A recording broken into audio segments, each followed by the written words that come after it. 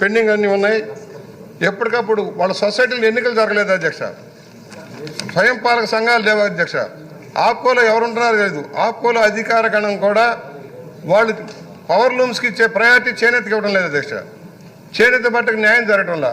ఏదైతే మనకు అవసరమైన బట్ట సేకరణ డైరెక్ట్గా చేనేత నుంచి తీసుకోవడంలా, పవర్ లూమ్స్ నుంచి తీసుకుంటా ఉన్నారు, ఇతర రాష్ట్రాలకు తీసుకుంటా ఉన్నారు.